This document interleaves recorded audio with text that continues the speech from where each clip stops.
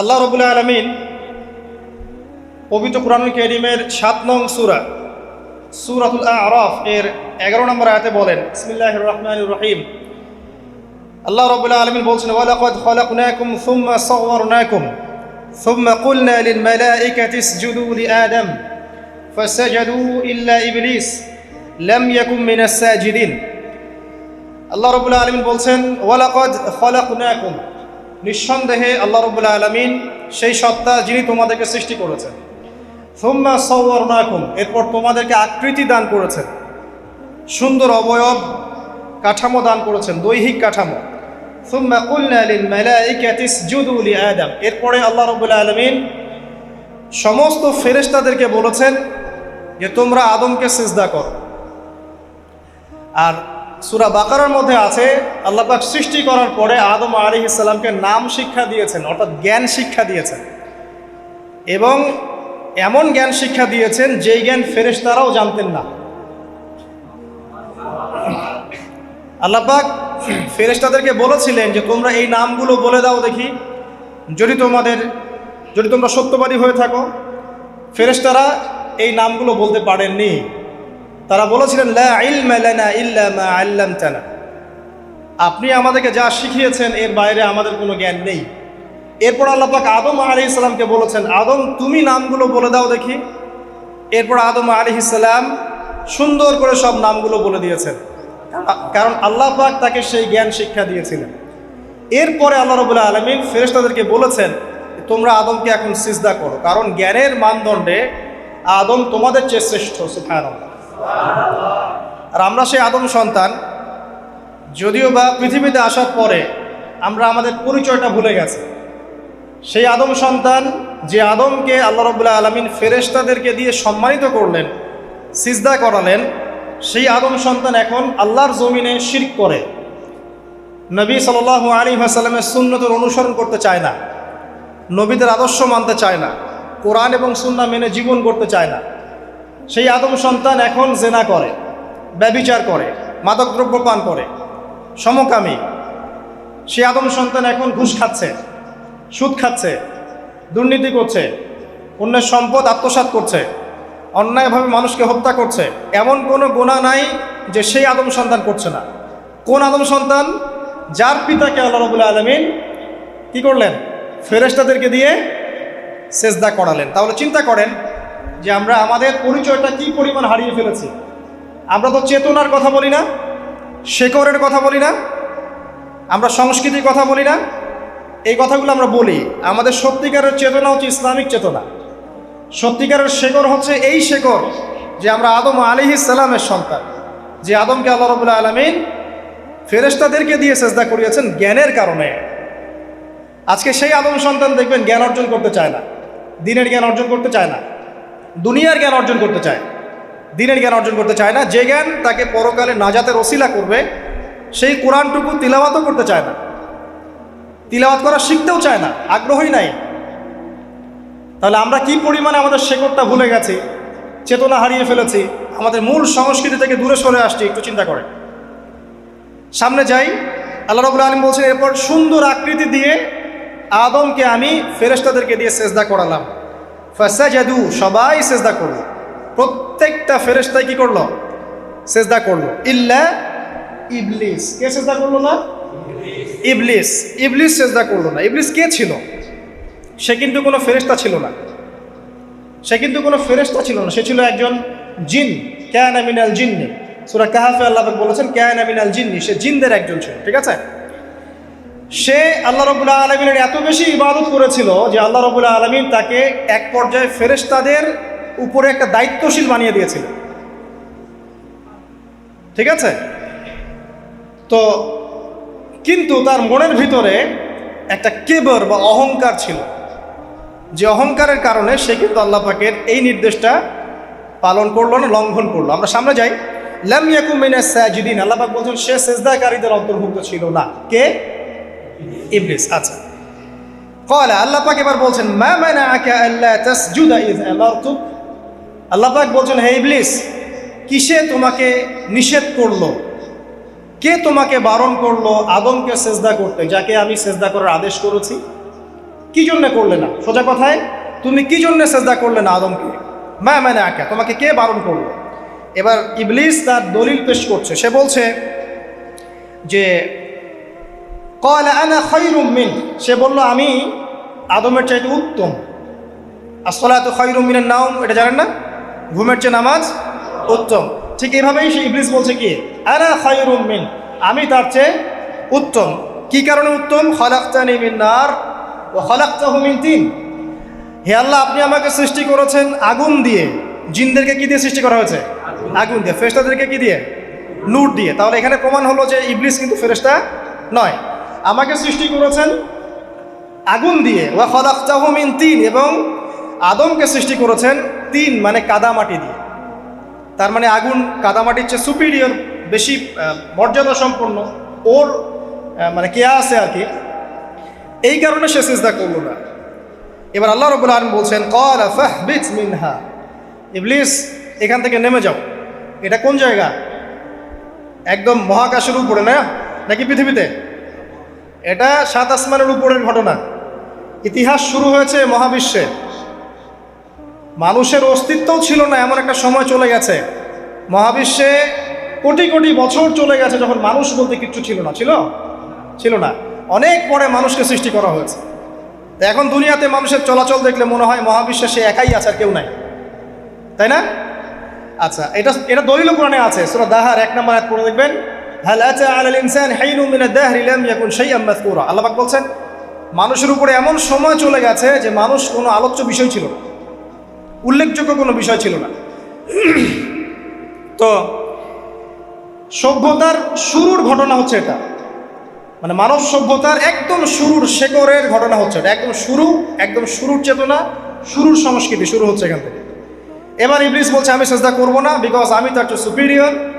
আপনি তাকে সৃষ্টি করেছেন মাটি দিয়ে, আমাকে সৃষ্টি করেছেন আগুন দিয়ে, আমি তাকে সেজদা করব না। সে আল্লাহ পাকের আদেশ লঙ্ঘনই করলো না, বরং আল্লাহকে উল্টা একটা যুক্তি দেখালো যে আপনি ভুল, আমি ঠিক। নাউজুবিল্লাহ, আপনি আমাকে আদমকে সেজদা করতে বলছেন, এটাই ভুল, বরং উচিত হচ্ছে ও আমাকে সেজদা করবে। নাউজুবিল্লাহ। তো সে কিন্তু আবা ওয়াস্তাকবার, সে উদ্ধত হলো এবং অহংকারও প্রদর্শন করলো। আল্লাহ পাক বলছেন ক্বালা ফাহবিত মিনহা, এখন এখান থেকে নেমে যাও। এই জান্নাতি বলেন আর ওই ঊর্ধ্ব জগতই বলেন, সেখান থেকে তোমরা নেমে যাও, তুমি নেমে যাও। ফামা ইয়াকুনু লাকা আন তাতাকাব্বারা ফিহা, এখানে দাঁড়িয়ে তুমি অহংকার করবে এই অধিকার তোমাকে দেওয়া হয় নাই। সোজা কথায় আল্লাহ পাক বলছেন এখানে দাঁড়িয়ে তুমি অহংকার করবে এই অধিকার তোমাকে দেওয়া হয়নি। আল্লাহ পাক অহংকারীকে পছন্দ করেন না। অহংকারীদেরকে আল্লাহ পাক কিয়ামতের মাঠে পিঁপড়ার মতো উঠাবেন। তাদের আকৃতি মানুষের সমানও হবে না, ছোট ছোট কালো পিঁপড়ার মতো হবে, এবং অন্ধকার ওদেরকে ঢেকে নিবে। তো আমাদের মনে যাদের অহংকার আছে, আল্লাহর ওয়াস্তে অহংকার ছেড়ে দেই। অহংকার ইলমেরও থাকতে পারে। একজনের অনেক বড় ইলমি ডিগ্রি সার্টিফিকেট আছে, অমুক ফারেক তমুক ফারেক, অমুক মুহাদ্দিস অমুক মুফাসসির, ডাবল ডিগ্রি, এটার অহংকার থাকতে পারে, ঠিক আছে। আবার অনেকের টাকা পয়সার অহংকার থাকে, অনেকের ক্ষমতার অহংকার থাকে, আবার এখনকার মেয়েদের সৌন্দর্যের অহংকার থাকে না? এক এক মানুষের এক একটা অহংকার। অহংকারের ডেফিনেশনটা কি? একজন সাহাবী নবী সাল্লাল্লাহু আলাইহি ওয়াসাল্লামকে বলছেন, ইয়া রাসূলুল্লাহ, আমি পছন্দ করি আমার গায়ের পোশাকটা সুন্দর হোক, আমার জুতা সুন্দর হোক, ঠিক আছে, আমার সুগন্ধি ভালো হোক, দামি হোক। এটা কি অহংকারের পরিচয়? নবী সাল্লাল্লাহু আলাইহি ওয়াসাল্লাম বলছেন না, এটা অহংকারের পরিচয় নয়। বরং অহংকারের পরিচয় হচ্ছে অন্য মানুষকে তুচ্ছ তাচ্ছিল্য করা এক, আর দুই হচ্ছে সত্যকে প্রত্যাখ্যান করা। মনে থাকবে অহংকারের সংজ্ঞা কি? এক, অন্য মানুষকে তুচ্ছ তাচ্ছিল্য করা, আর দুই, সত্যকে প্রত্যাখ্যান করা। এখন সত্য কি? আইনস্টাইনের থিওরি সত্য, নাকি পিথাগোরাসের উপপাদ্যই সত্য, নাকি আমাদের পশ্চিমারা যে সেকুলারিজম, কমিউনিজম, ডেমোক্রেসি ইত্যাদি ইত্যাদি, ন্যাশনালিজম এগুলো দিয়ে দিয়েছে মতবাদগুলো, এগুলোই চূড়ান্ত সত্য? সায়েন্সই কি চূড়ান্ত সত্য? চূড়ান্ত সত্যটা কি আসলে? এক কথায় সূরা কাহফের 29 নম্বর আয়াতে সত্যের সংজ্ঞা আছে। কত নম্বর আয়াতে? সূরা কাহফের 29 নম্বর আয়াতে আল্লাহ পাক বলেন ওয়াকুলিল হাক্কু মির রাব্বিকুম, হে নবী আপনি বলে দিন সত্য সেটাই, ন্যায় অন্যায়ের চূড়ান্ত মানদণ্ড সেটাই, হক বাতিলের চূড়ান্ত মানদণ্ড সেটাই। কোনটা? যেটা তোমার রবের পক্ষ থেকে নাজিল হয়েছে। আমাকে বলেন যে রবের পক্ষ থেকে কি নাজিল হয়েছে? একসময় তাওরাত নাজিল হয়েছিল না, ওটাই হক ছিল। ওই সময় কি ছিল? সেটাই হক ছিল। জাবুর ওই সময়ের কি ছিল? হক। ইনজিল ওই সময়ের হক ছিল। এখন কি আছে আমাদের কাছে? কোরআন এবং এর ব্যাখ্যা হচ্ছে হাদিস। কিয়ামত পর্যন্ত কি অন্য কোনো শরীয়ত আসবে? অন্য কোনো নবী আসবে? কেউ যদি বলে যে অমুকে নবী হবে, সে কি মুসলিম না কাফের? তাহলে কোনো সন্দেহ আছে? যদি কেউ দাবি করে যে মুহাম্মদ সাল্লাল্লাহু আলাইহি ওয়াসাল্লাম শেষ নবী নন, আরও নবী আসতে পারে, নাউজুবিল্লাহ, এবং এই কুফরি আকীদায় বিশ্বাসীকে কেউ যদি কাফের মনে না করে, সেও কাফের হয়ে যেতে পারে। বুঝতে পারছেন? আসেন, তো অহংকারের সংজ্ঞাটা আমরা জেনে নিলাম যে সত্যকে প্রত্যাখ্যান করা, আল্লাহর ওহীকে প্রত্যাখ্যান করা, মানে কোরআন এবং সুন্নাহ থেকে সরে আসা, এটাকে মিথ্যা মনে করা, বা অন্য কোনো মতবাদকে কোরআন সুন্নাহর সমকক্ষ মনে করলেও কুফরি হয়ে যাবে। এরকম মনে করে অন্য একটা মতদর্শ, একটা দর্শন, একটা ফিলোসফিক্যাল থট বা একটা স্কুল অফ থট কোরআন সুন্নাহর চেয়ে ভালো নয়, কিন্তু কোরআন সুন্নাহর সমমানের, এটাও যদি কেউ মনে করে, কাফের। কথা কি বুঝতে পারছেন? এটা হচ্ছে অ্যাবসলিউট ট্রুথ, মানে এটা সত্যের একদম সর্বোচ্চ স্টেজ, এর উপরে আর কিছু নাই। ভুলে গেছিলেন ভাই?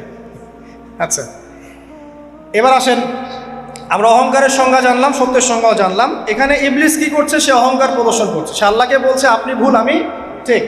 আদমকে সে তুচ্ছ তাচ্ছিল্য করলো এবং সত্যকে প্রত্যাখ্যান করলো, দুটোই কিন্তু ইবলিস করলো এখানে। আসেন, আল্লাহ পাক বলছেন ফাখরুজ, এখান থেকে বের হয়ে যাও হতভাগ। ফাখরুজ মানে উখরুজ মানে বের হও, অতএব ফাখরুজ, এখান থেকে বের হয়ে যাও। ইন্নাকা মিনাস সাগিরিন, তোমার অহংকার করার কোনো সুযোগ নেই এখানে, তুমি তো ছোট পুত্র। ইন্নাকা মিনাস সাগিরিন, সাগির মানে কি? তুমি এখান থেকে, তুমি বের হয়ে যাও এখান থেকে, তুমি একজন ক্ষুদ্র সত্তা, তোমার এখানে অহংকার করার কিচ্ছু নাই। কলা, এবার ইবলিস বলছে, এই জায়গাগুলো খুব ভালো করে শোনেন, আমাদের লেকচারের আসল জায়গায় কিন্তু যাবে ওই দিকে। যদি আড়াইটা পর্যন্ত লেকচারটি কোনো সমস্যা আছে? আচ্ছা, তাহলে বসে থাকে, খাওয়া দাওয়া করে আসছেন তো? আচ্ছা, কলা, এবার ইবলিস বলছে আনজিরনি, শোনেন, ইবলিস বলছে আনজিরনি, হে আল্লাহ আমাকে অবকাশ দিন। কি বলছে? আমাকে অবকাশ দিন। ইলা ইয়াউমি ইউবআসুন, যেই দিন আপনি কিয়ামত ঘটাবেন, যেই দিন সবাইকে পুনরুত্থিত করবেন, ওই দিন পর্যন্ত আমাকে অবকাশ দিন। সূরা বাকারায় আছে, অন্য সূরা আছে, রব্বি আনজিরনি ইলা ইয়াউমি ইউবআসুন। ইবলিস বলছে হে আমার রব। কি বলছে ইবলিস? হে আমার রব। ইবলিস কি তাহলে আস্তিক না নাস্তিক? কথা বলেন, ইবলিস কি আস্তিক না নাস্তিক? আস্তিক। ইবলিস বলছে যে ইয়া রব্বি, রব্বি, হে আমার রব, হে আমার প্রতিপালক। আল্লাহকে ইবলিস বলছে হে আমার প্রতিপালক, আনজিরনি, আমাকে অবকাশ দিন, ইলা ইয়াউমি ইউবআসুন, কিয়ামত দিবস পর্যন্ত, বা যেদিন আপনি পুরো মানব জাতিকে উঠাবেন কবর থেকে, আবার ওই দিন পর্যন্ত আমাকে অবকাশ দিন। তার মানে কিয়ামত যে হবে এটা নতুন করে লেখা হয় নাই, সভ্যতায় হিস্ট্রির শুরু থেকেই কিয়ামত ছিল। কথা বুঝতে পারছেন? ফেরেশতারাও জানতেন যে একদিন মহাবিশ্ব ধ্বংস হয়ে যাবে। যখন পৃথিবীতে মানুষকে পাঠানো হয়নি তার আগেই ফেরেশতারা জানতেন, আল্লাহ পাকের ইলমে ছিল এবং তিনি এটা ফয়সালা করে দিয়েছিলেন যে একদিন এই পুরো মহাবিশ্বই ধ্বংস হয়ে যাবে। ইবলিস আগে থেকে জানতো যে কিয়ামত হবে, এই জন্য সে বলছে আমাকে কিয়ামত পর্যন্ত অবকাশ দিন। আল্লাহ পাক এবার কি বলছেন দেখেন, ইবলিস আল্লাহর কাছে চাইলো, আল্লাহ পাক তাও তাকে ফেরত দিলেন না। আর আমরা আল্লাহর কাছে চাইতে এখন হতাশা হয়ে যায় না, দোয়া করতে থাকি আর বলি যে আমার দোয়া তো কবুল হচ্ছে না। আর ইবলিস একটা জিনিস চাইলো, আল্লাহ পাক বললেন ক্বালা ইন্নাকা মিনাল মুনজারিন, যাও তুমি অবকাশপ্রাপ্তদের একজন, তোমাকে অবকাশ দেয়া হলো। এক কথায় তোমার দোয়া কবুল করা হয়েছে, তোমার অবকাশ তোমাকে দেয়া হলো, কারণ আল্লাহ পাক এটা পরীক্ষা করবেন ইবলিসকে দিয়ে, মানব জাতিকে। ক্বালা, এবার ইবলিসের চ্যালেঞ্জ শোনেন, এটাই আমাদের আজকের লেকচারের মূল পয়েন্ট। এই জায়গা থেকে ইবলিস চ্যালেঞ্জ করছে। কি চ্যালেঞ্জ করছে? ফাবিমা আগওয়াইতানি, হে আল্লাহ আপনি যে কারণে আমাকে বিচ্যুত করলেন, মানে আমি আমার যে কৃতকর্মের কারণে আপনার রহমত থেকে বঞ্চিত হয়ে গেলাম, ঠিক আছে, লাআকুদান্না লাহুম সিরাতাকাল মুস্তাকিম, আমি সেই আদমের এবং আদমের সন্তানের সরল পথে ওত পেতে বসে থাকব। কথাটা ভালো করে বোঝেন, ইবলিস চ্যালেঞ্জ করলো কাকে? আল্লাহকে। যে কারণে আল্লাহ আপনি আমাকে বহিষ্কার করলেন, এখন আমি কি করব? আমি এই আদম সন্তানের সরল পথে, আপনাকে পাওয়ার এই পথের আনাচে কানাচে আমি ওত পেতে বসে থাকব। কি জন্য বসে থাকব? যাতে করে আমি আদম সন্তানকে বিচ্যুত করতে পারি। শুধু তাই নয়, সে আরও বলছে সুম্মা লাআতিয়ান্নাহুম, আমি শুধু বসেই থাকবো না, আমি আদম সন্তানের কাছে আসব। মিন বাইনি আইদিহিম, তার সামন থেকে আসব। ওয়া মিন খালফিহিম, আদম সন্তানের পিছন থেকে আসব। ওয়া আন আইমানিহিম, তার ডান দিক থেকে আসব। ওয়া আন শামাইলিহিম, তার বাম দিক থেকে আসব। ওয়ালা তাজিদু আকসারাহুম শাকিরিন, আল্লাহ পাক আপনি তাদের বেশিরভাগকেই শুকরগুজার পাবেন না। কথা কি ক্লিয়ার না? কোনো সমস্যা? ইবলিস কি চ্যালেঞ্জ করলো? আমি শুধু বসেই থাকবো না, ডান দিক থেকে আসব, বাম দিক থেকে আসব, সামন থেকে আসব, পিছন থেকে আসব। আমি আদম সন্তানকে পথভ্রষ্ট করেই ছাড়ব, আপনি আদম সন্তানের বেশিরভাগকে পথভ্রষ্ট পাবেন। ইবলিসের কথা কি বাস্তব প্রতিফলন দেখা যায় এখন সমাজে? বেশিরভাগ মানুষ নামাজ পড়ে না পড়ে না? বেশিরভাগ মানুষ সুদ খায় না খায় না? বেশিরভাগ যুব সমাজ জেনা করতেছে না করতেছে না? বেশিরভাগ লোক মাদক খাচ্ছে না খাচ্ছে না? পৃথিবীর কোনো জায়গায় আল্লাহর বিধান আছে কি নাই? দুই একটা জায়গায় আছে আই ওয়াশ, শোডাউন। বেশিরভাগ নারী পর্দায় চলে না চলে না? বেশিরভাগ মানুষ রোজা রাখে না রাখে না? বেশিরভাগ মানুষ যাকাত দেয় কি দেয় না? তাহলে ইবলিস যে বললো আপনি বেশিরভাগকেই শুকরগুজার পাবেন না, বেশিরভাগ মানুষ পরকালের স্বার্থে কাজ করে না দুনিয়ার স্বার্থে কাজ করে? কতজন মানুষ আল্লাহ পাকের দ্বীনটাকে প্রচার প্রসার প্রতিষ্ঠার কথা বলে বা কোরআন সুন্নাহর কথাগুলো মেনে চলে? কতজন মানুষ? বেশিরভাগ লোক মেনে চলে। তাহলে ইবলিস কি সফল না ব্যর্থ? ইবলিসের চ্যালেঞ্জ কি সফল না ব্যর্থ? ইবলিসের কথা সে কিন্তু অক্ষর অক্ষরে পালন করেছে। আর এই ইবলিসকে আল্লাহ পাক কেন পৃথিবীতে দিয়েছেন?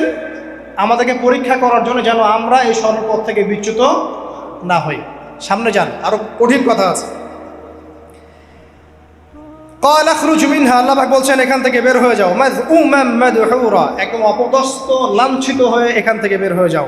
লামান তাবিআকা মিনহুম, তুমি তো চ্যালেঞ্জ করলা আমাকে, ঠিক আছে, কিন্তু যে ব্যক্তি যেই তোমার অনুসরণ করবে, আল্লাহ পাকের কথা শোনেন, যেই তোমার অনুসরণ করবে, লাআমলাআন্না জাহান্নামা মিনকুম আজমাইন, যে পুরুষ বা নারী যেই হোক না কেন, যে আদম সন্তান ইবলিস তোমার অনুসরণ করবে, তোমার পথ ধরবে, আমি তোমাকে সহ এদের সবাইকে দিয়ে জাহান্নাম পূর্ণ করব। আল্লাহর কিচ্ছু যায় আসে না। আল্লাহ পাক যদি এই পুরো পৃথিবীটাকেও জাহান্নামে নিক্ষেপ করেন অবাধ্যতার কারণে, আল্লাহ পাকের কিছু যায় আসে? ওই যে আপনাদের এখানে নদী আছে না, কি বালাসী ঘাট, এখানে চর টর আছে না? চরের মধ্যে একটা বালুর কণার কি দাম আছে বলেন তো? একটা বালুর কণার কোন দাম আছে? এই পুরো মহাবিশ্বে পৃথিবীর অবস্থান এর চেয়েও কম। তো পুরো পৃথিবীর মানুষ যদি আল্লাহর অবাধ্য হয়, আল্লাহ পাক যদি পুরো দুনিয়াটাকেই ধ্বংস করে দেন, জাহান্নামে নিক্ষেপ করেন, আল্লাহ পাকের কিছু যায় আসবে কিনা? এবার আসেন, এখান থেকে আমরা বুঝতে পারলাম যে ইবলিস একটা তৃতীয় সত্তা। আল্লাহ পাক আদম আলাইহিস সালামকে সৃষ্টি করলেন, নাম শিক্ষা দিলেন, সেজদা করালেন, ইবলিসকে সেজদা করতে বললেন, সে করলো না। সে চ্যালেঞ্জ করলো উল্টা, যে আমি ওর চেয়ে উত্তম, আপনি ভুল আমি সঠিক। সে অহংকার করলো এবং একই সাথে সে আদমকে পথভ্রষ্ট করার চ্যালেঞ্জও করে বসে। আল্লাহ পাক ঘোষণা করলেন, যদি কোনো আদম সন্তান তোমাকে ফলো করে, তোমাকে সহ তাকে আমি জাহান্নামে নিক্ষেপ করব। ঠিক আছে, এ পর্যন্ত। এবার সামনে আসেন। এবার আল্লাহ পাক আদমকে বলছেন, কাকে বলছেন? আদম আলাইহিস সালামকে বলছেন, ইয়া আদম, হে আদম। তার আগে আদম আলাইহিস সালামের বুকের পাঁজর থেকে কাকে সৃষ্টি করেছেন? হাওয়া আলাইহিস সালাম, সভ্যতার ইতিহাসের প্রথম নারী এবং ইতিহাসের সবচেয়ে সুন্দরী রমণী কে? হাওয়া আলাইহিস সালাম। আরেকজন আছেন সবচেয়ে সুন্দরী রমণী, কে? কে বলতে পারবেন? জি না, 100 টাকা পুরস্কার বলেন। হ্যাঁ, নাম কি? মাশাআল্লাহ, ওই ওকে পুরস্কার দিও। কি নাম তোমার? মাশাআল্লাহ মাশাআল্লাহ। দ্বিতীয় সুন্দরী রমণী, দুজন রমণীকে বলা হয় পৃথিবীর সবচেয়ে সুন্দরী রমণী। আপনি যাদেরকে দেখে সিডিউস হচ্ছেন, যদিও এদেরকে দেখে সিডিউস হওয়ার কিছু নাই, কারণ এরা তো সুন্দর না, কোনো দিক থেকে সুন্দর না, না পোশাকের দিক থেকে, না চেহারার দিক থেকে, না ফিজিক্যাল স্ট্রাকচারের দিক থেকে। এদেরকে দেখে তো পাগলও সিডিউস হবে না। তো আদম আলাইহিস সালাম এবং আদম আলাইহিস সালামের স্ত্রী হাওয়া আলাইহিস সালাম এবং সারা আলাইহিস সালাম, ইতিহাসের সবচেয়ে সুন্দর রমণী, ইতিহাসের সবচেয়ে সুন্দর রমণী কাদের স্ত্রী ছিলেন? নবীদের না অন্য কারো? এজন্যই বলি, আপনি যদি পবিত্র থাকেন, আল্লাহওয়ালা মানুষ হন, ইনশাআল্লাহ তাআলা আল্লাহ পাক আপনার ঘরে একজন নেককার পুণ্যবতী সুশ্রী স্ত্রী দান করবেন ইনশাআল্লাহ। আপনি যদি এইসব অশ্লীলতার গোলক ধাঁধায় পড়ে নিজের ঈমান হারিয়ে ফেলেন, চরিত্র হারিয়ে ফেলেন, সম্ভাবনা খুবই কম যে আপনি একজন দিনদার মেয়ে পাবেন।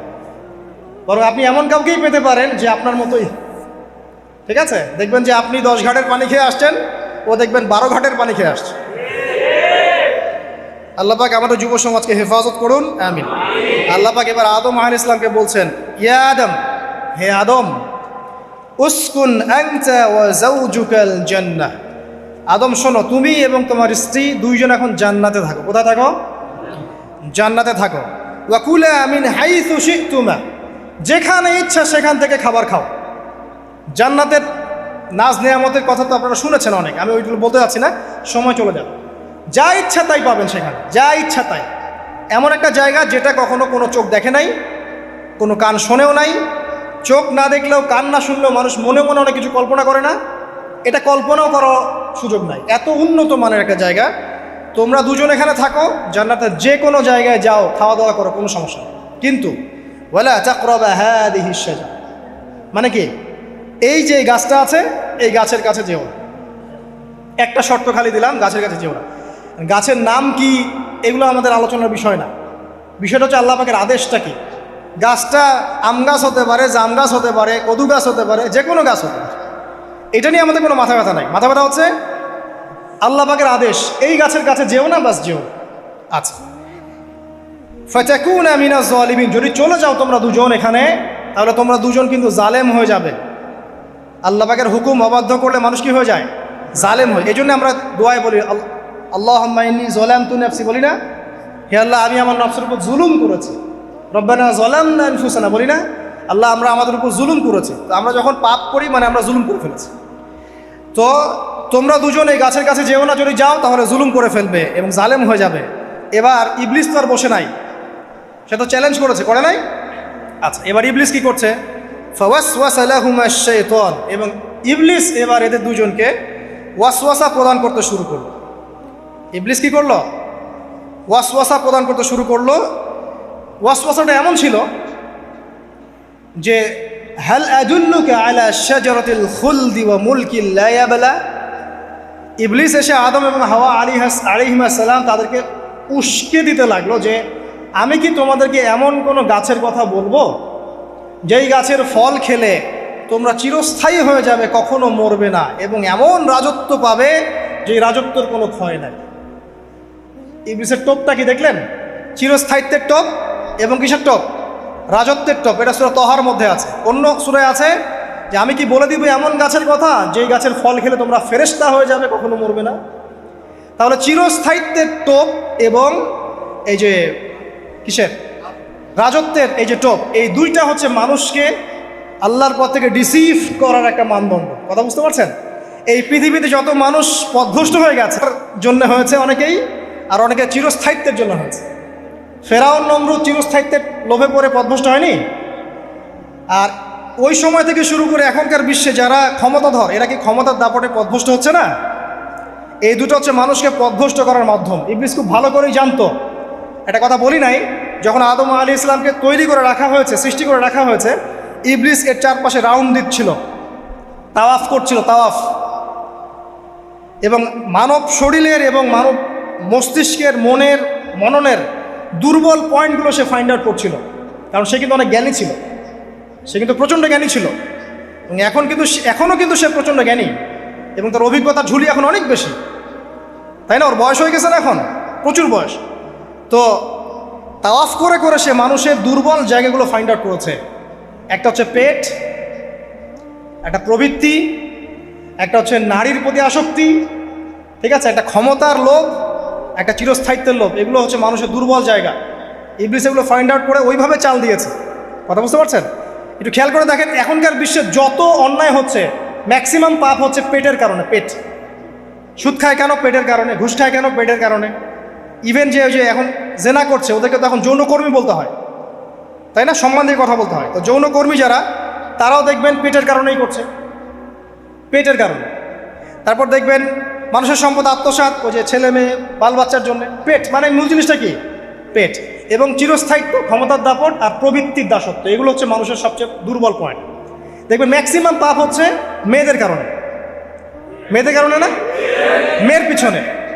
মেয়ের পিছনে আপনি চলে গেছেন, এখানে আত্মহত্যা করছে কেউ, কেউ এখানে আপনার জেনা করছে, কেউ ধর্ষণ করছে, কেউ পরকে লিপ্ত হচ্ছে, মানে মেয়েরই কোনো পাপ। ওই যে বলে না, দুইটা পাপ যাকে পেয়ে গেছে তার লাইফটা ক্র্যাশড। একটা হচ্ছে মেয়ে, একটা হচ্ছে টাকা। অর্থ সম্পদ লালসা যার মধ্যে পেয়ে বসেছে, এর জীবন শেষ। আর যার মেয়ের নেশা আছে, মেয়ের নেশা যার মধ্যে আছে, এর জীবন শেষ। একে আপনি হেদায়েতের পথে আনতে পারবেন না ইল্লা মাশা আল্লাহ, আল্লাহ পাক যদি না চান। আসেন, ইবলিস তাওয়াফ করছিল এবং সে কিন্তু টোপ দিল, চিরস্থায়িত্বের টোপ দিল। এবং কিসের টোপ দিল? ফেরেশতা হয়ে যাবে, অমর হয়ে যাবে। এবার আমাদের পিতামাতা আদম এবং হাওয়া আলাইহিস সালাম তারা কিন্তু ফল খেয়ে ফেললেন। আর এটা এমন নয় একবার ওয়াসওয়াসা দিয়েছে বাস খেয়ে ফেলেছেন, এমন নয়। কন্টিনিউয়াসলি সেই কাজটা করেছে। একটা মানুষ যখন জেনা করে, ইবলিস কি একবার এসে বললেই কেউ জেনা করে ফেলে? আস্তে আস্তে কিন্তু মানুষ জেনার পথে যায়। ওই যে প্রথমে একদিন, অনেক দিন একটা লেকচার দিয়েছিলাম না, প্রথমে গার্লফ্রেন্ড বয়ফ্রেন্ড একটা সম্পর্ক হয়, তাই না? তারপর কথাবার্তা হয়, মোবাইল ফোন এক্সচেঞ্জ করে, নোট এক্সচেঞ্জ করে, কফি খায়, আস্তে আস্তে ডেটিংয়ে যায়, পরে দেখবেন এক পর্যায়ে গিয়ে জেনা। এভাবে। আর যারা ধর্ষক, এতে ডাইরেক্ট অ্যাকশন, এত সময় নাই, ডাইরেক্ট। তো ইবলিস প্রতিটা পাপ মানুষকে ধাপে ধাপে করায়। দেখবেন ইবলিস এখানেও কিন্তু আমাদের পিতামাতাকে ধাপে ধাপে ওইদিকে নিয়ে গিয়েছে। এবার আসেন, আমাদের পিতামাতা ফল খেয়ে ফেললেন, এই জায়গাটা খুব ভালো করে বোঝেন। এই ফল খাওয়াটা আল্লাহর অবাধ্যতা না। আল্লাহ পাক বলেছিলেন না যে জালেম হয়ে যাবে, আল্লাহ পাকের অবাধ্য হলেন। অবাধ্যতার ফলাফলটা কি হলো এবার শোনেন। আমরা সবাই জানি অবাধ্যতার ফলাফল কি, আল্লাহ পাক জান্নাত থেকে নামিয়ে দিয়েছেন, তাই তো? এর আগে আরেকটা ফলাফল হয়েছে। এই ফলাফলের সাথে আমাদের বর্তমান সময়কার যে ইস্যুটা চলছে, পোশাক, নারী, সংস্কৃতি, হাবিজাবি, হ্যাঁ, বেহায়াপনা, বেলাল্লাপনা, এই ইস্যুটা এখানে জড়িত। এটা আমারও বুঝতে এবং খুঁজে পেতে সময় লেগেছে। আমরা সবাই পড়েছি স্টুডেন্ট লাইফে, আদম এবং হাওয়া আলাইহিস সালাম আদেশ লঙ্ঘন করেছেন, সাথে সাথে আল্লাহ পাক জান্নাত থেকে কি করেছেন? নামিয়ে দিয়েছেন। ইবলিসকেও নামিয়ে দিয়েছেন, তারপরে হায়াত দিয়েছেন, এখানে পরীক্ষা করছেন, এই তো। এখানে আল্লাহ পাক দেখবেন আমাদের আমল কেমন, আমল ভালো হলে আবার জান্নাতে, খারাপ হলে আবার জাহান্নামে। কিন্তু এর আগেও একটা ঘটনা ঘটেছে। যে মুহূর্তে আমাদের পিতামাতা ফল খেয়েছেন গাছের কাছে গিয়েছেন, আল্লাহ পাকের আদেশটা লঙ্ঘন করেছেন, সাথে সাথে তাদের গায়ের পোশাকটা খুলে পড়ে গেছে। আমি বুঝাতে পারি নাই? পুরো মহাবিশ্বের প্রথম লজ্জা, প্রথম অপমান, প্রথম শাস্তি, ঠিক আছে, আল্লাহর অবাধ্যতার প্রথম পরিণাম লজ্জাহীনভাবে গা থেকে কাপড় খসে পড়ে যাওয়া, ন্যাংটা হয়ে যাওয়া, ন্যাংটা। বাংলা ভাষায় বুঝতে পারছেন? প্রথম শাস্তি, প্রথম অবাধ্যতা এবং প্রথম অবাধ্যতার পরিণতি পুরো মহাবিশ্বে সভ্যতার শুরু থেকে শেষ পর্যন্ত প্রথম অ্যাক্সিডেন্ট, বা এই যে আমরা বলছি পরিণতি, পাপের পরিণতি, অবাধ্যতার পরিণতি, সেটা হলো গা থেকে কাপড় খুলে যাওয়া। এই কথা আল্লাহ পাক বলছেন এখানে, লিইউবদিয়া লাহুমা মা উরিয়া আনহুমা মিন সাওআতিহিমা। ইবলিস তোমাদের পিতামাতাকে এই গাছের কাছে নিয়ে গিয়ে ফল খাইয়ে তাদের গা থেকে পোশাক খুলে ফেলে দিয়েছে। এবার কি বুঝতে পারছেন যে ইবলিস এখন বিশ্বে কি করছে? ইবলিস সেম কাজটা করছে আমাদের সাথে, আমাদের গা থেকে তারা পোশাক খুলে ফেলে দিচ্ছে। সভ্যতার শুরুর পাপ বলছি না আমরা, এটা আসলে ভুল। সভ্যতার শুরুতে আদম এবং হাওয়া আলাইহিস সালাম যে ভুলটা করেছেন, তার যে পরিণতি হয়েছে সেটা এটা ছিল না যে জান্নাত থেকে পৃথিবীতে নামিয়ে দেয়া, বরং পরিণতি এটা ছিল তাদের গা থেকে প্রথম কাপড় খুলে গেছে, তারা নগ্ন হয়ে গেছেন। ইবলিস সর্বপ্রথম আমাদের বাবা মাকে নগ্ন করেছে প্রলোভন দিয়ে, ক্ষমতার প্রলোভন, চিরস্থায়িত্বের প্রলোভন দিয়ে। আজকের বিশ্বেও কি ইবলিসের দোসররা সেম কাজটা করছে না? আজকের বিশ্বেও কি ইবলিসের মানুষরূপী দোসরগুলা সেম কাজটাই করছে না? সেম কাজটা করছে। আমাদের গা থেকে ওরা পোশাক খুলে ফেলছে, এরপর আল্লাহ পাক জান্নাত থেকে নামিয়ে দিয়েছে। আগে কিন্তু এটা হয়নি, আগে পোশাক খুলেছে। এরপর কি হয়েছে জানেন? শোনেন, আল্লাহ পাক ওয়াকালা মা নাহাকুমা রাব্বুকুমা আন হাযিহি আশ-শাজারা ইল্লা আন তাকুনা মালাকাইন আও তাকুনা মিনাল খালিদিন। ইবলিস বলছিল যে তোমাদের রব তোমাদেরকে এই গাছের কাছে যেতে নিষেধ করেছে এই কারণে যে তোমরা এখানে গেলে মালাক হয়ে যাবে এবং চিরস্থায়ী হয়ে যাবে। ওয়া কাসামাহুমা ইন্নী লাকুমা লামিনান নাসিহিন। ইবলিস বলছিল যে আমি আল্লাহর কসম করে বলছি আমি তোমাদের শুভাকাঙ্ক্ষী। ফাদাল্লাহুমা বিগুরুর, ওদেরকে তারা পথভ্রষ্ট করলো, ইবলিস তাদেরকে পথভ্রষ্ট করলো। ফালাম্মা যাকাশ শাজারা, যখন তারা গাছের কাছে গেলেন, বাদাত লাহুমা সাওআতুহুমা, তাদের লজ্জাস্থানটা উন্মুক্ত হয়ে গেল, কাপড় খুলে পড়ে গেল। এটাই বলতে যাচ্ছিলাম।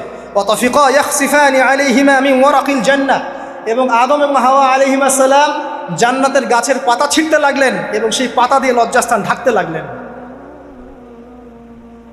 আপনার বাবা আপনার মাকে যদি কেউ রাস্তায় নগ্ন করে ফেলে আপনার কেমন লাগবে? আপনি কি করবেন তার ইজ্জত সম্মান বাঁচানোর জন্য? আমাদের পিতা মাতাকে ইবলিস জান্নাতে নগ্ন করে দিয়েছিল এবং আমাদের পিতা মাতা জান্নাতের পাতাগুলো ছিঁড়ে ছিঁড়ে লজ্জাস্থানকে আবৃত করতে শুরু করল।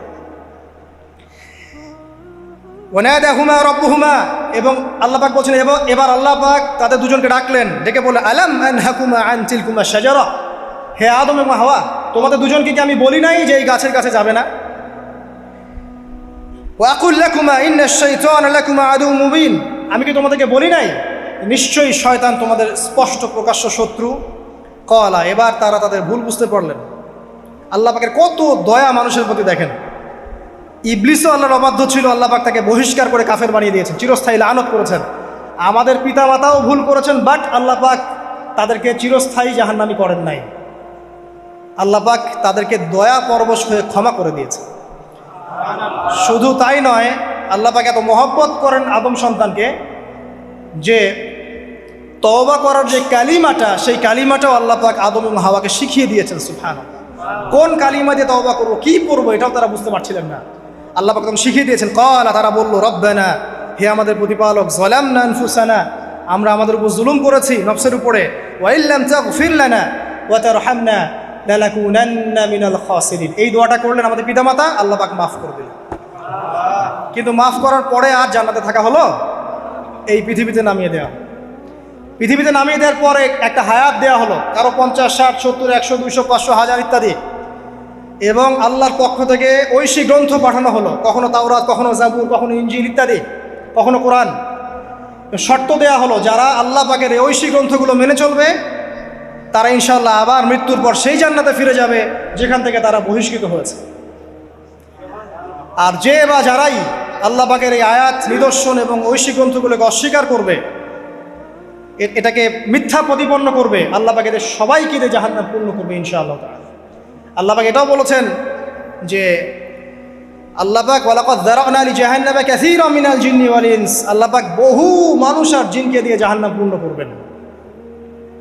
কারণ এই দুই জাতিকে পাঠানো হয়েছিল পৃথিবীতে শুধু আল্লাহর ইবাদত করার জন্য। ওমা খালাকুল জিন্না ওয়াল ইনসা ইল্লা লিয়াবুদুন, এরা সেটা করে নাই। এই কারণে আল্লাহ পাক হাদিসের মধ্যে জানিয়েছেন প্রতি 1099 জন মানুষকে আল্লাহ পাক জাহান্নামে পাঠিয়ে দেবেন। তবে বেশিরভাগ জান্নাতি হবে এই উম্মতে মুহাম্মাদের মধ্যে। এবার শোনেন, আমাদের পিতামাতার এই পরিণতির পর আল্লাহ পাক যখন আমাদেরকে পৃথিবীতে পাঠালেন, আল্লাহ পাক আমাদেরকে নগ্ন করে পৃথিবীতে রাখেন নাই। সুবহানাল্লাহ, আল্লাহ পাক আসমান থেকে লিবাস পাঠিয়েছেন। এই যে সমাজ বিজ্ঞানের বইগুলোতে লেখা আছে না, মানুষ আগে নগ্ন ছিল, গাছের ছালপাতা পরে থাকতো, তারপরে বন্যপ্রাণী শিকার করতো, গুহায় গুহায় থাকতো, বোগাস, মিথ্যা, বাজে কথাগুলো, একদম টোটাল মিথ্যা কথাগুলো। আল্লাহ রাব্বুল আলামিন সভ্যতা শুরু করেছেন নবী দ্বারা, সভ্যতা শেষও করবেন নবী দ্বারা। প্রত্যেক যুগে যুগে সভ্যতার ধারক এবং বাহক ছিলেন নবীগণ। আর আদম আলাইহিস সালাম পৃথিবীতে আসার পর নগ্ন হয়ে থাকেন নাই। আল্লাহ পাক আসমান থেকে লেবাস পাঠিয়েছিলেন। সুবহানাল্লাহ, আল্লাহ পাক আমাদেরকে নগ্ন করে রাখেন নাই। এবার দেখেন আল্লাহ পাক কি বলছেন, ইয়া বানি আদম, আচ্ছা আসেন, ইয়া বানি আদম, হে বনু আদম, কাদেরকে বলছেন? আমাদেরকে। কদ আনজালনা আলাইকুম লিবাসান ইউআরি সাওআতিকুম ওয়া রিশা, হে বনু আদম, আমি তোমাদেরকে নগ্ন ছেড়ে দিচ্ছি না, আমি তোমাদের জন্য লেবাস আর পোশাক পাঠাচ্ছি, যেই পোশাক দিয়ে তোমরা তোমাদের লজ্জাস্থানকে আবৃতও করবে এবং সৌন্দর্য বর্ধন করবে। এটা করছি না আমরা এখন? আচ্ছা, ওয়া লিবাসুত তাকওয়া যালিকা খায়র, আর তাকওয়ার লেবাস, তাকওয়ার পোশাকটা হচ্ছে সবচেয়ে উত্তম। যেমন দেখেন আমাদের সতর কি এই নাভির উপর থেকে হাঁটুর নিচ পর্যন্ত না, তাই বলি কি আমরা সবাই এভাবেই ঘুরি? এটা সর্বনিম্ন একটা স্কেল, তাই না? এর উপর আপনি জুব্বা পরছেন, পাগড়ি পরছেন, টুপি পরছেন, বা আপনি হয়তো আরও ঢিলেঢালা কোনো পোশাক পরছেন, এই পোশাকটাকে বলা হচ্ছে তাকওয়ার পোশাক। ওয়া লিবাসুত তাকওয়া যালিকা খায়র, এটা আরও উত্তম। একজন মেয়ের, অনেক আলেম বলছেন যে চোখ, এই চোখটুকু ঢেকে বের করে দেখা যাবে, বলছে না? অনেকে বলেছেন কি না? কিন্তু এটাও যদি কেউ সামনে জিলবাব দিয়ে ঢেকে রাখে তাহলে কি উত্তম নয়? পর্দার ক্ষেত্রে উত্তম নয়? তো লিবাসুত তাকওয়া যালিকা খায়র, তাকওয়ার যে পোশাক সেটা আরও উত্তম বেশি। নর্মালি তো পোশাক দিয়েছি, তাকওয়ার পোশাক সবচেয়ে উত্তম বেশি। আল্লাহ পাকের একটা সতর্কবাণী শোনেন এবার। যালিকা মিন আয়াতিল্লাহ, এই পোশাকটা আল্লাহ পাকের নিদর্শন। পোশাকটা কি? আল্লাহ পাকের নিদর্শন। লাআল্লাকুম ইয়াযাক্কারুন, যাতে করে তোমরা স্মরণ করতে পারো। কি স্মরণ করব? ওই যে আমাদের পিতামাতাকে নগ্ন করে দিয়েছে ইবলিস, এটা মনে রাখতে পারো তোমরা, এটা আল্লাহ পাকের নিদর্শন। ইয়া বানি আদম, হে বনু আদম, লা ইয়াফতিনান্নাকুমুশ শাইতান। এবার শোনেন, আল্লাহ পাক আমাদেরকে বলছেন, হে বনু আদম, লা ইয়াফতিনান্নাকুমুশ শাইতান, শয়তান যেন আবার তোমাদেরকে ফিতনায় ফেলতে না পারে। পৃথিবীতে তোমরা থাকবে, শয়তানের বহু দোসর তোমাদের সামনে থাকবে, ডানে বামে, যে ডান থেকে আসবে, বাম থেকে আসবে, হ্যাঁ, সামন পিছন থেকে আসবে, মিডিয়ার মধ্যে দিয়ে তোমাদের ঘরে ঘরে ঢুকে যাবে শয়তানের দোসর। লা ইয়াফতিনান্নাকুমুশ শাইতান, শয়তানের দোসররা যেন তোমাদেরকে ফিতনায় ফেলতে না পারে। কে বলছেন? আল্লাহ পাক বলছেন। কিরকম ফিতনা? কামা আখরাজা আবাওয়াইকুম মিনাল জান্নাহ, ঠিক যেভাবে শয়তান তোমাদের পিতা মাতাকে জান্নাত থেকে বের করে দিয়েছিল, ওই রকম ফিতনায় যেন ফেলতে না পারে। ঠিক আছে? ওয়ায়ানজিউ আনহুমা লিবাসাহুমা, এবং শয়তান তোমাদের পিতা মাতার লেবাস খুলে ফেলেছিল, নগ্ন করে দিয়েছিল, নগ্নতা, বেহায়াপনা, অশ্লীলতা শিখিয়েছিল, ওইদিকে ধাবিত করতে চেয়েছিল। শয়তানের দোসররা যেন এটা করতে তোমাদের সাথে না পারে, সতর্ক থাকবে। লিউরিয়াহুমা সাওআতিহিমা, যাতে করে তোমাদের লজ্জাস্থানটা উন্মুক্ত হয়ে যায়। ইন্নাহু ইয়ারাকুম, নিশ্চয় শয়তান তোমাদের সবাইকে দেখতে পায়। হুয়া ওয়া কাবিলুহু, সে এবং তার পুরো কবিলার লোকজন, মিন হাইসু লা তারাউনাহুম, এমন জায়গা থেকে যে জায়গা তোমরা দেখতে পারো। আর শয়তান এবং তার অনুসারী যারা আছে, হোক মানুষ আর জিন, তারা তোমাদেরকে দেখতে পারে এমন জায়গা থেকে যা তোমরা দেখো না। আমরা যারা এই বিশ্বে আছি, আমরা সবাই এখন খেলার পুতুলের মতো খেলছি। যারা নিয়ন্ত্রণ করে বিশ্ব, এদেরকে কেউ দেখতে পারে না, এরা মানুষ শয়তান। কথা বুঝতে পারছেন? আর এমনি জিন শয়তান যারা আছে, এদেরকে তো আমরা দেখতে পারি না, অনেক দূর থেকে তারা আমাদেরকে দেখতে পারে। আল্লাহ পাক সতর্ক করছেন এটা। ইন্না জাআলনা আশ-শায়াতিন আউলিয়া লিল্লাযিনা লা ইউমিনুন, শোনেন, নিশ্চয়ই যারা আমার প্রতি ঈমান আনে না বা আমার অবাধ্য হয়, আমার আদেশ মানে না, তাদের সাথে আমি শয়তানকে বন্ধু বানিয়ে দিয়েছি। এবার বুঝলেন কেন বললাম এরা মানুষ শয়তান? বিকজ এদেরকে আল্লাহ পাক শয়তানের বন্ধু বানিয়ে দিয়েছেন, এটা শয়তানের বন্ধু। অন্য সূরায় আছে, শয়তান, জিন শয়তান মানুষ শয়তানকে ওহী করে।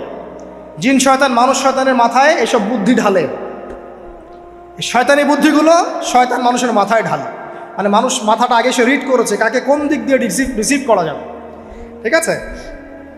আচ্ছা, এরপরে আরও আল্লাহ পাক বলছে, ওয়াইদা ফাআলু ফাহিশাতান, তারা যখন কোনো ফাহেসা কাজ করে, নোংরা বেহায়ার মতো কাজ করে, ক্বালু, তারা বলে, ওয়াজাদনা আলাইহি আবানা, এরকম করেই আমরা আমাদের পিতা মাতাদেরকে পেয়েছি। মানে যুগ যুগ ধরে এই সংস্কৃতি চলে আসছে, নগ্নতার সংস্কৃতি, বলে না? কথা বুঝতে পারছেন না? এই কথাই তারা বলে, যেটা কোরআনে আছে। আল্লাহ পাক বলছেন, ক্বালু ওয়াজাদনা আলাইহি আবানা, তারা বলে আমাদের পিতৃপুরুষদেরকে আমরা হাজার বছর থেকে দেখেছি এইভাবেই ড্রেস আপ করতে, এমনি ব্লাউজ ছাড়া শাড়ি পরতে দেখেছি আমরা, এমনি দেখেছি পেট বের করে চলতে, এমনি দেখেছি এই শর্ট কামিজ পরে চলতে, নগ্ন হয়ে চলতে। এখন তো বিকিনি সংস্কৃতি আসলে, এবং এটা মুভমেন্ট চলছে, মানে মানুষের দেহ থেকে কাপড় খুলে ফেলার মুভমেন্ট, আন্দোলন শুরু হচ্ছে। ঠিক আছে? এবং দোহাই হচ্ছে আমরা হাজার বছর থেকে এমনিই চলছে। এই যে আল্লাহ পাক বলছেন, ক্বালু ওয়াজাদনা আলাইহি আবানা, আমরা এর উপরে আমাদের পিতা মাতাদেরকে পেয়েছি।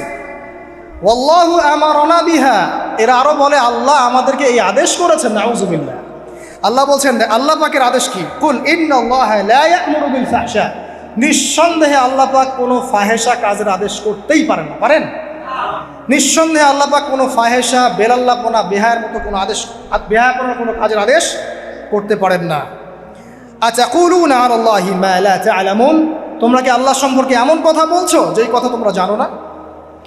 এই পর্যন্ত থাক। এবার আসেন বাস্তবতায় আসেন। এতটুকু যে আমরা হিস্ট্রির সূচনার কথাগুলো বললাম, এখানে আপনারা কিন্তু প্রথম একটা দলিল পেলেন মানুষের দেহ থেকে পোশাক খুলে ফেলে। এরপর আমি পুরো কোরআনটা ঘাটার চেষ্টা করেছি। আদম আলাইহিস সালাম থেকে শুরু করে মুহাম্মদ সাল্লাল্লাহু আলাইহি ওয়াসাল্লাম পর্যন্ত হাজার হাজার শতাব্দী চলে গেছে, যাই নাই? হাজার হাজার বছর চলে গেছে, বহু জাতি এসেছে, বহু জাতি চলেও গেছে। আমরা কি প্রথম জাতি নাকি? এর আগে কত জাতি পৃথিবীতে এসেছে, চলেও গেছে, গেছে না? আচ্ছা, কোরআন ঘেটে ঘেটে ক্লান্ত হয়ে যাওয়ার পর আমরা এমন কোনো জাতি পাচ্ছি না যাদের কথা আল্লাহ পাক বলেছেন যে আমি তাদেরকে ধ্বংস করেছি অশ্লীলতার কারণে বা এই আপনার বেলাল্লাপনার কারণে বা ফাহেসা কাজের কারণে। সরাসরি এই একটা কারণ দেখে আল্লাহ পাক কোনো কওমকে ধ্বংস করেছেন খুব রেয়ার, খুঁজে পাওয়া যাচ্ছে না। শুধু 3টা জায়গা বের করতে পেরেছি। কটা জায়গা? 3টা। 1 নম্বর দেখেন, আদম আলাইহিস সালাম পরে নূহ আলাইহিস সালাম না, এই জাতিটাকে আল্লাহ পাক ধ্বংস করেছেন না? এই ধ্বংসটাকে আল্লাহ পাক এই বেপরদামির কারণে করেছেন, অশ্লীলতার কারণে করেছেন, পোশাকের অপসংস্কৃতির কারণে করেছেন? করেন না, শিরকের কারণে করেছেন। কি কারণে? শিরক। আল্লাহ পাক সবাইকে ডুবিয়ে মেরেছেন, কিন্তু ওরা যে নগ্ন পোশাক পরে রাস্তাঘাটে চলাফেরা করতো এই কথাটা কিন্তু আল্লাহ পাক বলেন। তার মানে ওদের পাপ এটা ছিল না। এরপর ইব্রাহিম আলাইহিস সালামের কওম কি এই কারণে ধ্বংস হয়েছে? অশ্লীলতার কারণে ধ্বংস হয়েছে? বেহায়াপনার কারণে ধ্বংস হয়েছে? নগ্নতার সংস্কৃতির অপচর্চার কারণে ধ্বংস হয়েছে? না। শিরকের কারণে। আদ জাতি এই কারণে? না। সামুদ জাতি এই কারণে? না। একটা জাতি পাওয়া যায়, তার নাম কওমে লূত। কি নাম? কওমে লূত। এই লূত কওম ছিল সমকামী। তারা মেয়েদের সাথে বিবাহ বন্ধনে আবদ্ধ হতো না, বরং ছেলেদের ছেলে ছেলে জেনা করতো না। এই একটা জাতি পাচ্ছি ইতিহাসে যারা অশ্লীলতার কারণে, ফাহেসা কাজের কারণে, সমকামিতার কারণে, নোংরামির কারণে আল্লাহ পাক পুরো উপরে উঠিয়ে নিচে নামিয়ে ধসিয়ে দিয়েছে। এই একটা জাতি পেলাম। আর একটা জাতি পাওয়া যায়, তার নাম হচ্ছে বানু ইসরাইল। কি নাম? বানু ইসরাইল। আল্লাহ রাসূল সাল্লাল্লাহু আলাইহি ওয়াসাল্লাম বলছেন যে তোমরা দুনিয়া থেকে বেঁচে থাকো এবং নারীর ফিতনা থেকে বেঁচে থাকো। কারণ বানু ইসরাইল মানে মূসা আলাইহিস সালামের যে কওম ছিল, এই কওমের মধ্যে প্রথম ফিতনা দেখা দিয়েছিল মেয়েদের ব্যাপারে। এই একটা পেলাম যে মেয়েদের কারণে, বেহায়াপনার কারণে, অশ্লীল পোশাকের কারণে, নগ্নতার কারণে একটা সভ্যতাকে আল্লাহ পাক শাস্তি দিয়েছে। 2টা পাওয়া গেল, ঠিক আছে? 1, 2, একটা লূত, একটা হচ্ছে বানু ইসরাইল, ঠিক আছে? আর একটা পাওয়া যায় এটা জোর করে, সেটা হলো নবী মুহাম্মদ সাল্লাল্লাহু আলাইহি ওয়াসাল্লাম নবী হওয়ার ঠিক আগের সময়টা, যেটাকে আমরা কি বলি আইয়ামে জাহিলিয়াত। ওই সময়ে মেয়েদের জেনাটা ব্যাপক ছিল, ব্যভিচারটা ব্যাপক ছিল, পরকীয়াও ছিল, বৈবাহিক তেমন কোনো অধিকার ছিল না। এমনও হতো যে একটা মেয়ের সাথে 8-10 জন পুরুষ সহবাস করতো, করার পরে সেই মেয়ে যখন গর্ভবতী হতো, তার বাচ্চা প্রসব করার পর সেই মেয়ে 10 জনকে ডেকে দাঁড় করাতো, দাঁড় করিয়ে বলতো যে অমুকে হচ্ছে আমার এই বাচ্চার বাপ, তারপরে এর সাথে বিয়ে হতো। চিন্তা করতে পারেন তো? নারীদের যে বৈষয়িক অধিকার, ধর্মীয় অধিকার, আপনার পোশাকের অধিকার, শালীনতার অধিকার, সম্পত্তির অধিকার, এগুলো ছিল না ওই সময়। এই একটা সভ্যতা পাওয়া যাচ্ছে। তাহলে 3টা আমরা বের করতে পারলাম, কথা ঠিক আছে? আচ্ছা, এবার আসেন এই 3টা সভ্যতার পর নবী সাল্লাল্লাহু আলাইহি ওয়াসাল্লাম যখন নবী হলেন, তখন তিনি সমস্ত অশ্লীলতার শেকড়টাকে উপরে ফেলে দিলেন।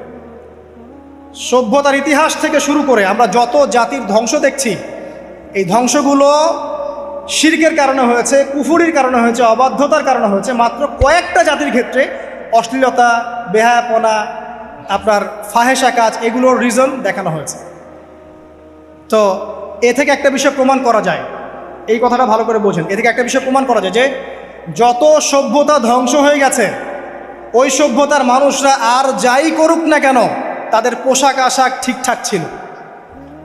কথা বুঝতে পারছেন না? যত সভ্যতা ধ্বংস হয়ে গেছে, আদ, সামুদ, নূহ, ফেরাউন, ঠিক আছে, যত সভ্যতা ধ্বংস হয়ে গেছে, তাদের আর যত পাপী থাক, হয়তো কেউ অহংকারী ছিল, কেউ কুফরি করেছে, কেউ শিরিক করেছে, হ্যাঁ, কেউ সন্তানদেরকে হত্যা করেছে, কেউ মানুষ হত্যা করেছে, কেউ জুলুম করেছে, কেউ অহংকার করেছে ইত্যাদি, কিন্তু তাদের পোশাক আশাক শতাব্দীর পর শতাব্দী ঠিকঠাকই ছিল। এটা নিয়ে আল্লাহ পাক কোরআনে খুব বেশি কথা বলেন নাই। তার মানে বোঝা যায় যে এটা রিমার্কেবল কোনো কথা বলার বিষয় ছিল না, আল্লাহ পাক বলেন। অর্থাৎ যুগ যুগ ধরে মানুষের শালীনতার পোশাকটা ঠিকই ছিল, কারণ মানুষ জানতো যে তাদের পিতামাতাকে তাদের পিতামাতাকে ইবলিস নগ্ন করে দিয়েছিল জান্নাতে। এই কথাটা মানুষের মাথার মধ্যে ছিলই, এবং বিভিন্ন ধর্মগ্রন্থে এটার অস্তিত্ব আছে। আপনি শুধু ইসলাম না, অন্য যে কোনো ধর্মগ্রন্থ ঘাটেন, হিন্দু ধর্মগ্রন্থ ঘাটেন, সেখানে দেখবেন বলা হচ্ছে যেন মেয়েরা পর্দায় থাকে। দেখেন, পরে দেখেন, বেদের মধ্যে এটা আছে, আমি গতকালকেও স্টাডি করেছি। এবং খ্রিস্টান ধর্মগ্রন্থ পড়েন, সেখানে দেখবেন লেখা আছে, ওদের যে নিউ টেস্টামেন্টে আছে, দেখবেন যে যারা মাথার চুল দেখিয়ে বেড়ায় তাদের শাস্তির কথা বলা হয় যে চুল যেন কেটে দেওয়া হয়, ওদের ধর্মগ্রন্থে আছে। যারা জিউস, যারা পুরো বিশ্ব মুসলিমদেরকে অত্যাচার করে থাকে, এদের ধর্মগ্রন্থেও পর্যন্ত আছে যে যখন ইসহাক আসছিলেন, একজন নারী জিজ্ঞাসা করলেন কে আসছেন, তার ভৃত্য বললেন যে আমার প্রভু আসছেন। তখন তিনি নেমে নিজে একটা ঢিলেঢালা পোশাক পরলেন, তারপর সামনে গেলেন। শুধুমাত্র ইসলাম ধর্মে নয়, যত ধর্ম চলে গেছে পৃথিবীতে, সমস্ত ধর্মের মধ্যেই নারীদের শালীন পোশাকের কথাটা বর্ণিত আছে এখন পর্যন্ত। তার মানে যারা এখন অশালীন বিষয়ের দিকে মানুষকে ধাবিত করতে চায়, এদের আসলে কোনো ধর্ম নাই। ধর্মের সাথে এদের কোনো সম্পর্ক আসলে না। আর আমরা কিন্তু কথা বলছি ধর্মের বেসিসে, হোক সেটা হিন্দুইজম বা খ্রিস্টানিজম বা জিউডিজম বা ইসলাম, আমরা ধর্মের বেইজে কথা বলছি। এখন যদি কেউ বলে ধর্মতাত্ত্বিক কথাবার্তা দিয়ে এসবে দলিল দিবেন না, তাহলে তার সাথে একটা ডিবেট হবে আল্লাহ আছেন কি নাই। যদি আমরা ডিবেটে জয়লাভ করি হ্যাঁ আল্লাহ বলে একজন আছেন, তাহলে আল্লাহ পাকের বিধান কোনটা, এখন চলমান সর্বশেষ বিধান কোনটা, এটাতে আসতে হবে ডিবেট 1 আল্লাহ আছে কি নাই, ডিবেট 2 আল্লাহ পাকের সর্বশেষ ধর্মগ্রন্থ কোনটা। এই তো, এই দুইটাতে আমরা যদি জয়লাভ করি, এবং ইনশাল্লাহ আমরা সেটা করবো, এটাতে আমাদের কেউ ঠেকাতে পারবেন ইনশাল্লাহ, এটাই সত্য, তাহলে মানুষের উপর ওয়াজিব হয়ে যাবে এটার উপর আমল করা। এখন আমরা এর বেসিসে দেখবো কোনটা ঠিক কোনটা বেঠিক, তাই না, কোনটা সত্য কোনটা মিথ্যা, কোনটা ন্যায় কোনটাও নয়, তখন আমরা এর বেসিসে দেখবো, অন্য কোনো ভিত্তির বেসিসে দেখবো না। এখানে চেতনা, যুগ যুগ ধরে চলে আসা সংস্কৃতি, আমাদের বাপদাদা দোহাই, এইসব ইস্যু টানা যাবে না। বেস হবে কি কোরআন এবং সুন্নাহ, এবং অন্যান্য ধর্মগ্রন্থগুলো যদি ওটাতে রাজি থাকে ওটাতেও, কারণ প্রত্যেকটা ধর্মগ্রন্থেই বলা আছে শালীনতার কথা, লম্বা ঢিলেঢালা পোশাকের কথা, হোক সেটা হিন্দুইজম বা খ্রিস্টানিজম বা জিউডিজম। পরে দেখেন, না থাকলে আমার কাছে আসেন, প্রতিটা ধর্মগ্রন্থে এটা কথা লেখা আছে। এবার আসেন, সর্বশেষ নবী মুহাম্মদ সাল্লাল্লাহু আলাইহি ওয়াসাল্লাম যখন নবী হন, আরবের ওই চিত্রটা, জেনা, ব্যভিচার, পরকীয়া, অশ্লীলতা, এটাকে সমূলে উপড়ে ফেলে দেন 23 বছরের মধ্যে। 23 বছরের নববী জীবনের পরে সেখানে কোনো জেনা আছে, কোনো বেপরদামি আছে, কোনো ব্যভিচার আছে, কোনো সুদ আছে, কোনো শিরক আছে, কোনো মাদক আছে, যেগুলো আছে খুবই অল্প, যেটা আছে সেটা কি খুবই অল্প, এটা কিন্তু ধরা যায় না, 2-1টা অ্যাক্সিডেন্ট হতেই পারে। সাহাবীদের যুগেও নামাজ পড়তে গিয়ে কোনো একজন দেখা গেছে অ্যাক্সিডেন্ট হয়ে গেছে, জেনা হয়ে গেছে, এটা তো রেয়ার ঘটনা। এক্সেপশনাল সামথিং কি এক্সাম্পল হতে পারে? যেটা কমন সেটা হচ্ছে এক্সাম্পল। মানে আপনি বলবেন যে মেয়েদের শালীনতার কথা এবং এর কারণে ধর্ষণের সংখ্যা বৃদ্ধি হচ্ছে, এই কথা আপনি যখন বলবেন, কিছু মানুষ আপনাকে বলবে যে তাহলে বোরখাওয়ালা মেয়ে কেন ধর্ষিত হচ্ছে, তাহলে বাচ্চা কেন ধর্ষিত হচ্ছে। আপনাকে বলছি পরিসংখ্যানটা কতটুকু, কেন হচ্ছে সেটা আমরা জবাব দিব, আগে বলছি পরিসংখ্যান কতটুকু। যারা বেপর্দায় চলছে এদের হ্যারাসমেন্টের পরিসংখ্যানটা বেশি না বোরখাওয়ালা মেয়ের পরিসংখ্যানটা বেশি বলেন? যারা বেহায়ার মতো চলছে, বেপর্দায় চলছে, এদের পরিসংখ্যানটা বেশি নাকি শিশু অ্যাবিউজিংয়ের পরিসংখ্যানটা বেশি? তাহলে মূল যে জায়গাটা ওইখানে আগে ফোকাস করতে হবে, তারপরে আমরা গৌণ জায়গায় যাব। এবং এই জায়গাটাতে আমরা দলিল বা প্রমাণ হিসেবে পেশ করব মানুষের রুচিবোধের পরিবর্তন, মানসিকতার পরিবর্তন এবং পাশবিক একটা প্রবৃত্তির দাসত্ব। এটা কীভাবে হচ্ছে? এটা পর্নোগ্রাফির কারণে হচ্ছে, এটা পর্নোগ্রাফির কারণে হচ্ছে, মিডিয়ার কারণে হচ্ছে, অবাধ ফ্রি মিক্সিংয়ের কারণে হচ্ছে, যৌন সুরসুরির কারণে হচ্ছে, এবং যৌনতাকে সহজলভ্য করে দেওয়ার কারণে এই দুর্ঘটনাগুলো ঘটছে।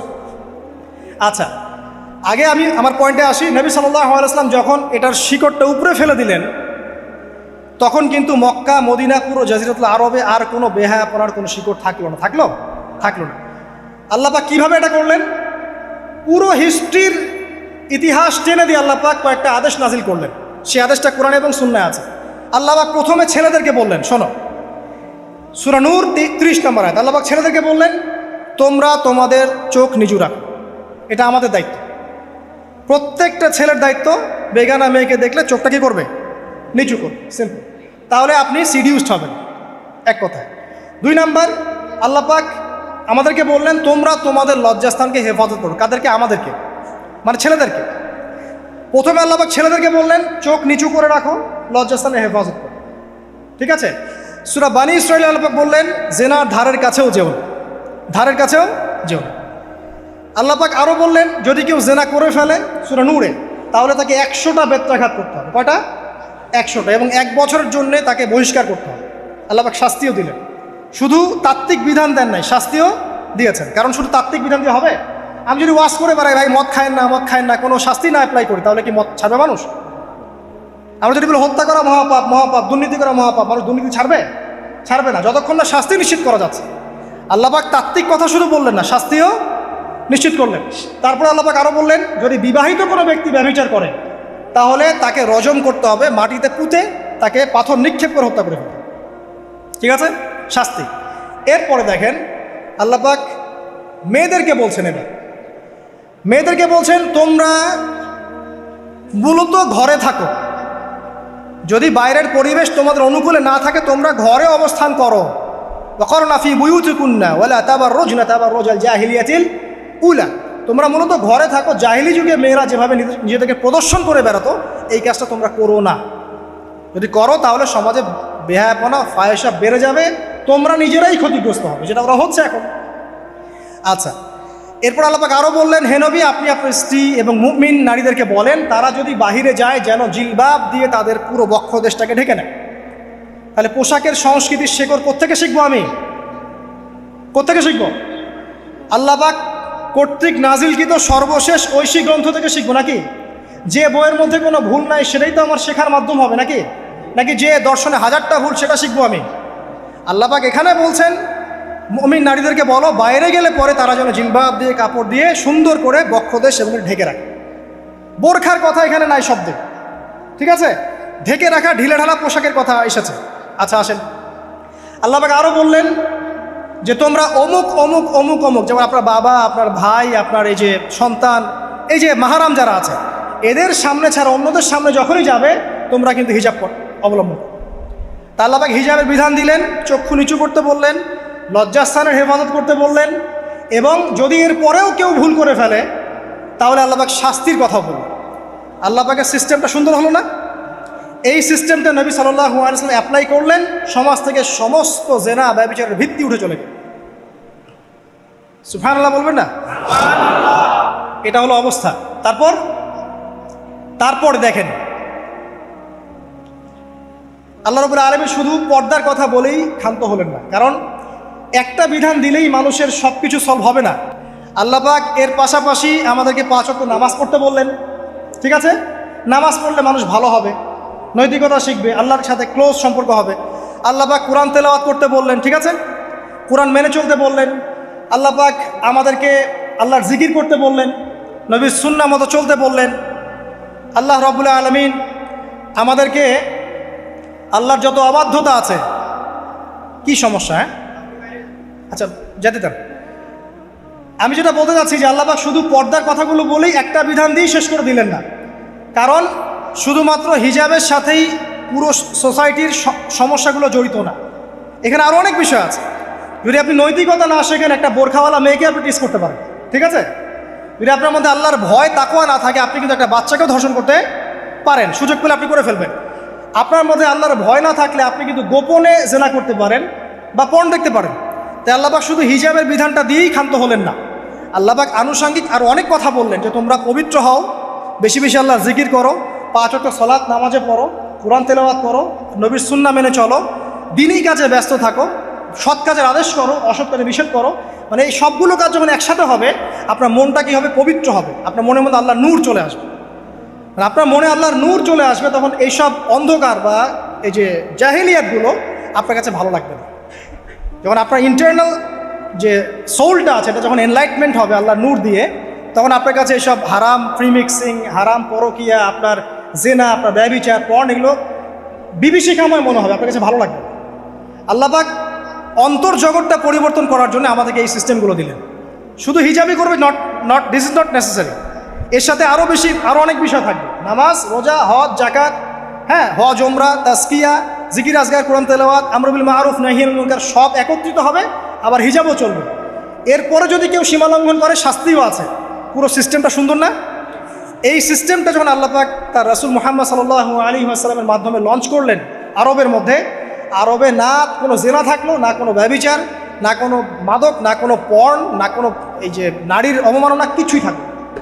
একটা মেয়ে 300 মাইল দূর থেকে এসে একা হজ করে চলে যায়, তো কেউ তার দিকে তাকাতো না। এমন যুগ চলে গেছে। মহিলা সাহাবী রণকৌশল মানে যুদ্ধের বর্ম পরে উহুদে যুদ্ধ করেছেন, কেউ তার দিকে তাকায়নি। তাকিয়েছে? তাকায়নি। এখন ওই যুগটা আপনি দেখেন, রাসূল সাল্লাল্লাহু আলাইহি ওয়াসাল্লামের যুগ, আবু বকর সিদ্দিক, ওমর ইবনুল খাত্তাব, ওসমান আলী, এই খুলাফায়ে রাশিদার স্বর্ণযুগটাকে আপনি দেখেন। ওই যুগে আপনি রেপের হার কত পার্সেন্ট মহিলা রেপ হয়েছে? ওই যুগে কত পার্সেন্ট মেয়ে জেনায় লিপ্ত হয়েছে? ওই যুগে কত পার্সেন্ট ছেলে মেয়ে ধর্ষণ করেছে? ওই যুগে কত পার্সেন্ট নারীর শ্লীলতাহানি হয়েছে? কত পার্সেন্ট নারীকে টিজ করা হয়েছে? কত পার্সেন্ট মেয়েকে মার্ডার করা হয়েছে? কত পার্সেন্ট মেয়েকে যৌতুকের জন্য চাপ দেওয়া হয়েছে? একটু পরিসংখ্যানটা দেখেন আমাদেরকে। সভ্যতা করতে লাফাচ্ছেন। ওই সভ্যতায় যা হয়ে গেছে, নবী সাল্লাল্লাহু আলাইহি ওয়াসাল্লাম থেকে শুরু করে খোলাফায়ে রাশিদুল যুগে যা হয়েছে, এই পার্সেন্টেজগুলোর সাথে বর্তমান পার্সেন্টেজকে মিলান, মিলবে? ওই যুগে রেয়ার জেনা 2-1টা হয়েছে। মদ খেয়েছে মানুষ রেয়ার কয়েকজন, মানুষ ব্যভিচার করেছে রেয়ারলি 2-4 জন, 100 বছরে 2-4 জন। ওই যুগে দেখবেন মানুষ পরকীয়ার নামই জানতো না, সমকামীতে কী জিনিস মানুষ জানতোই না, শর্ট পোশাক, বিকিনি সংস্কৃতি কি মানুষ জানতো না, ঠিক আছে? আনকভার ইউ, এই যে মুভমেন্ট চলছে, এগুলোর মানে কি মানুষ জানতো না, জানতো? ওই যুগে কি মুসলিমরা পিছিয়ে ছিল? জ্ঞান বলেন, বিজ্ঞান বলেন, অর্থনীতি বলেন, রাজনীতি বলেন, সমরনীতি বলেন, অস্ত্রশস্ত্র বলেন, কোনো সেক্টরে কি মুসলিমরা তখন পিছিয়ে ছিল কি না? উত্তর দেন, পিছিয়ে ছিল? ছিল না। তাহলে স্বর্ণযুগ আমরা কোনটাকে বলবো? এই বর্তমান দাজ্জালীয় সভ্যতাকে স্বর্ণযুগ বলবো, নাকি খোলাফায়ে রাশিদার এবং নবী সাল্লাল্লাহু আলাইহি ওয়াসাল্লাম রেখে যাওয়া যুগটাকে স্বর্ণযুগ বলবো? তাহলে ওই যুগ যদি স্বর্ণযুগ হয়, তাহলে ওই যুগের সুন্নাহ এ যুগে অ্যাপ্লাই করতে হবে না? তাহলে ওই যুগের সমস্যা যেমন দূর হয়েছে, এই যুগের সমস্যা দূর হবে না? এই সহজ বাংলা কথাটা বললে কি আমরা মৌলবাদী হয়ে যাব? এই সহজ বাংলা কথা বুঝতে গিয়ে কি আমি ধর্মান্ধ হয়ে যাব, ব্যাকডেটেড হয়ে যাব? এই কথাটা আমরা বলতে এখন সাহস পাই না। কি কারণ? সভ্যতার ইতিহাস ঘেটে দেখেন, ওই সভ্যতাই ছিল জ্ঞানে, শিল্পে, অস্ত্রে, প্রযুক্তিতে, অর্থনীতিতে মুসলিমরা একদম স্বর্ণ শিখরে। কোনো একজন মুসলিমকে হত্যা করার কেউ সাহস করেছিল? একজন মুসলিম নারীকে ধর্ষণ করার কেউ সাহস করেছে? একজন মুসলিম শিশুকে কেউ বোম মেরে হত্যা করেছিল? আজকে বিশ্বের দিকে আপনি তাকিয়ে দেখেন, শত শত নারী ধর্ষিত হচ্ছে, শত শত বোমা মেরে আমাদের বাচ্চাদেরকে হত্যা করা হচ্ছে, মুসলিমদেরকে পুরো ডমিনেট করা হচ্ছে। আজকে রাজনৈতিক নিয়ন্ত্রণ, অর্থনৈতিক নিয়ন্ত্রণ, পলিটিক্যাল, আপনার সোশ্যাল মিডিয়া, প্রযুক্তি যা যা আছে সব নিয়ন্ত্রণ পশ্চিমাদের হাতে, সমস্ত নিয়ন্ত্রণ ধরে হাতে। এই যে পালাবদল হলো সময়ের, এটা কেন হলো?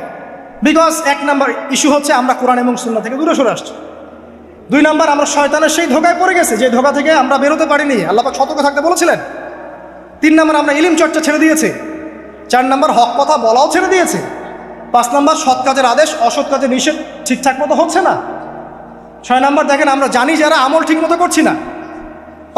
7 নাম্বার, আমরা বক ধার্মিক হয়েছে, বক ধার্মিক, খালি নামাজ, রোজা, হজ, যাকাত আর তসবির মধ্যে ইসলাম, বাকি কোনো জায়গায় ইসলাম নাই, কোনো জায়গায় ইসলাম নাই। সমস্যা এগুলা দেখবেন, পরিবারের কাঠামো ভেঙে যাচ্ছে।